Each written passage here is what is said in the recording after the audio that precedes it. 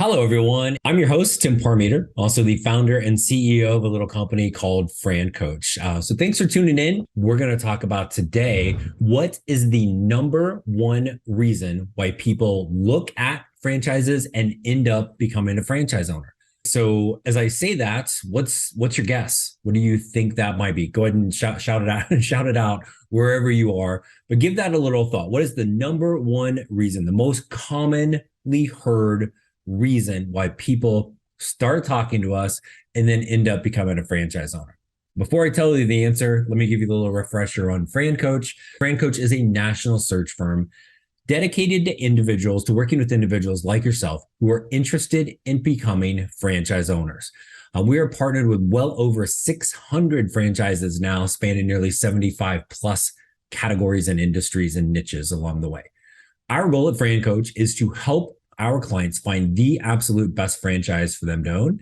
And our goal of the Franchising 101 podcast is to help educate people on all aspects of franchise ownership.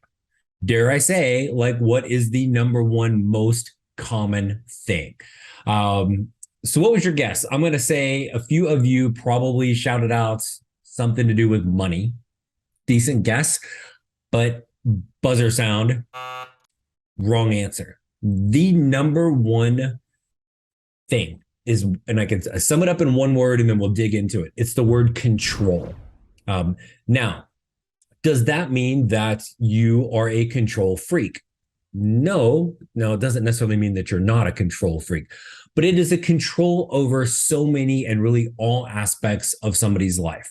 We'll hear things like control over their schedule, their time, their flexibility, their freedom, their lifestyle. All of those things that are becoming more and more important for people. For those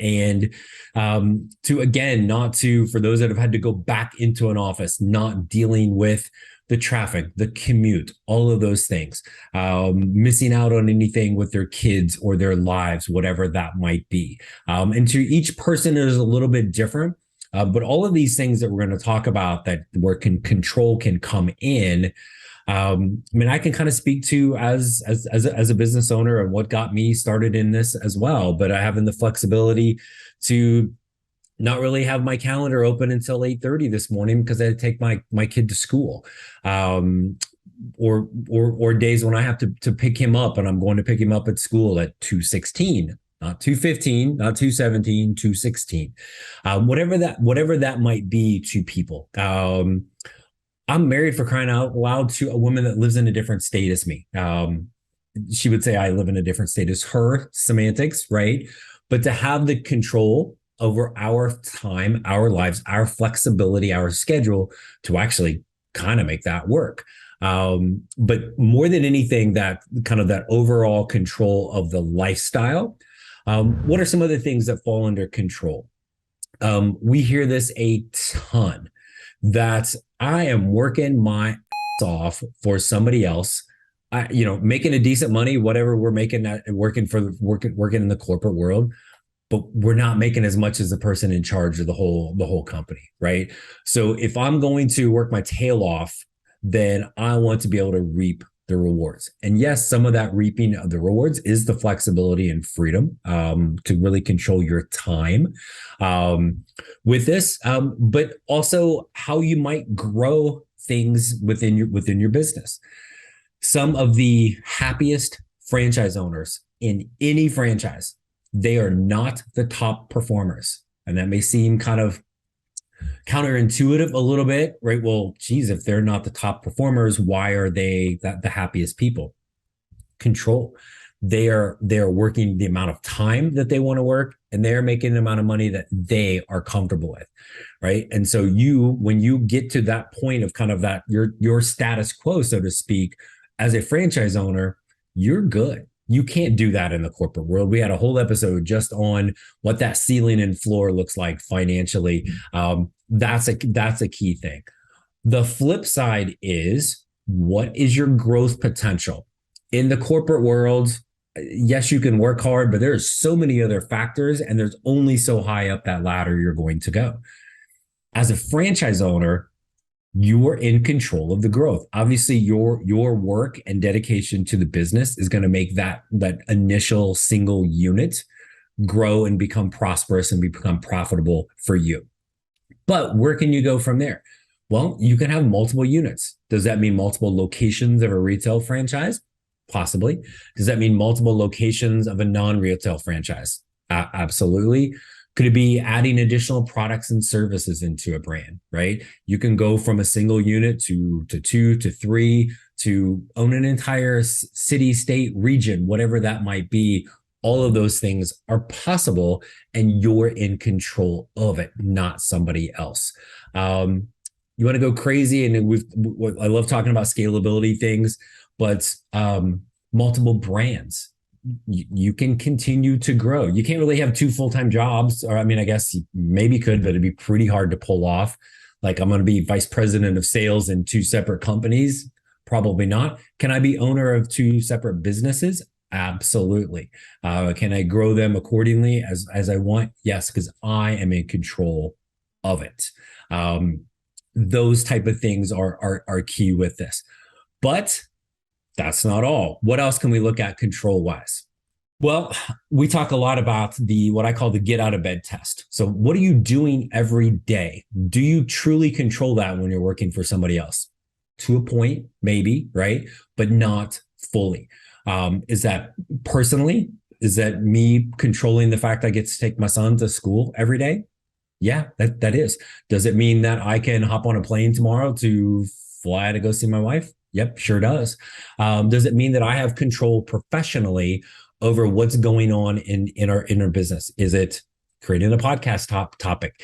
Is it creating our different advertising partnerships? Is it any of the process that we go through with our team within FranCoach and our clients? All of those things, I am in control of that, right?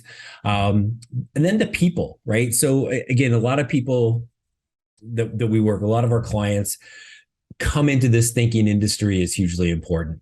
I haven't said the word industry until now because yes, you will have ultimate control over what industry you go into, but it is such a minimal importance of what this looks like. But what are you doing every day? We talk that personal and professional, but the people you're surrounded by every day as an employee, you may have a little control over that, but as a business owner, you have complete control over that. What's your staff look like? Well, guess who's in charge of that? That would be you. The customers, right? And part of our process with you determining what that ideal fit is understanding what kind of customer base you want, how we find them. And then in the community, what are those core values of the business? How important is that to you? What kind of difference do you want to make locally, regionally with your business and be able to kind of, again, have those core values? All of those things you control. And then lastly, it's one of the things I think gets forgotten a little bit in franchise ownership is the exit strategy. Now, does it seem a little odd at times to be ready to be all excited to start a new business while thinking about what an exit strategy is? Maybe if we think about it in the normal sense of the rest of our lives, okay, I'm going to start my new job today. Hey there, boss. What's my exit strategy? Well, it might be right then by asking that question. Hey, I'm going to get married. What's my exit strategy? Again, right? Maybe we get a prenup, right? With the exit strategy with the business is really what I think maybe one of the biggest separators in this. Yes, it's down the road, but again, translate this to the corporate world.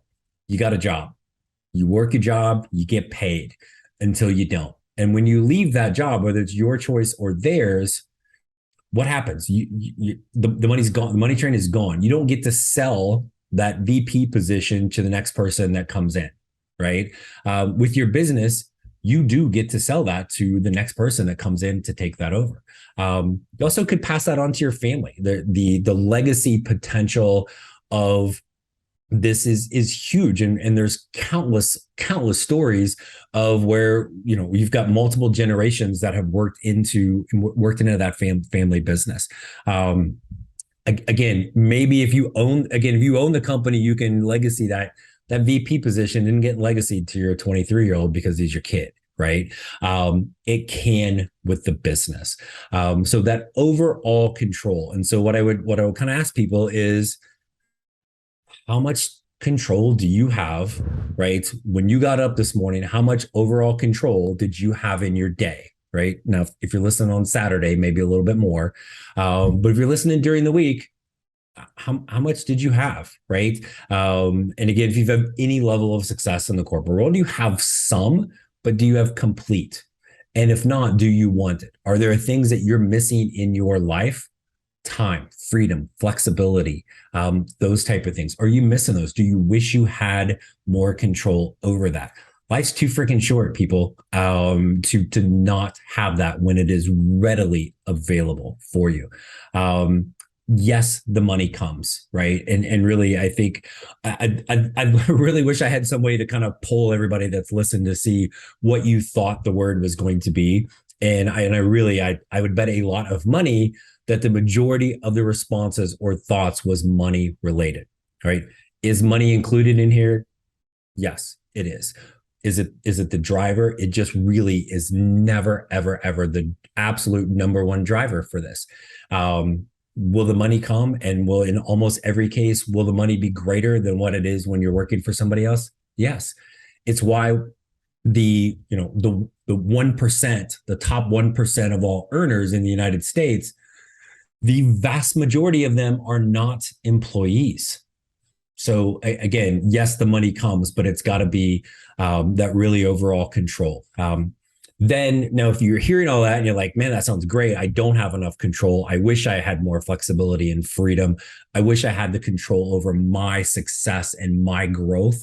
I'd love to be able to have something that could maybe scale, grow, pass on to family, whatever. If you're hearing all those things and you're going, yeah, dude, that all sounds great. How do I figure out which franchise to own? Lucky for you, that's what we do. And again, our whole process at FranCoach, and when we're working with folks, is to really, and there are a few things that we'll talk about throughout the process. And I might have a few cheesy analogies, but we'll really talk about, we're going to create like what you want to be when you grow up. What's that dream scenario? And in fact, my wife will go off on this, that there are people out there who talk about, oh, it's the American dream to own a business. Probably not, right? The dream is controlling your life and what you're doing with it. And so we're going to figure that out. And don't worry that you don't know all of those things. Nobody does. That's our job, to help kind of paint that picture. And then, because we are a partner with well over 600 franchises, whatever that picture ends up being, however we kind of paint that, finding the best thing for you is easy, right? It's just a matter of, if you're nodding up and down on, I wish I had more control, I'd love to figure that out, then give us a call. We just had an episode a couple of weeks ago with one of our former clients who became a franchise owner, and he made a great comment. I felt like I promise it wasn't scripted, but I'm like, what would you tell somebody that is listening to this that hasn't taken that first step? Take a listen to what he said. Don't wait.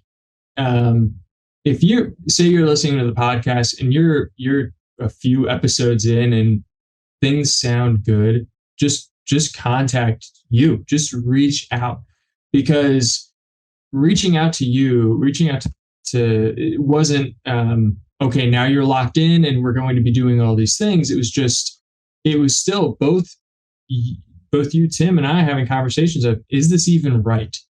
And that is, I felt that like that was very sincere through the process of early on, I should say, of, we're going to decide if this is even the right thing for you to do right now.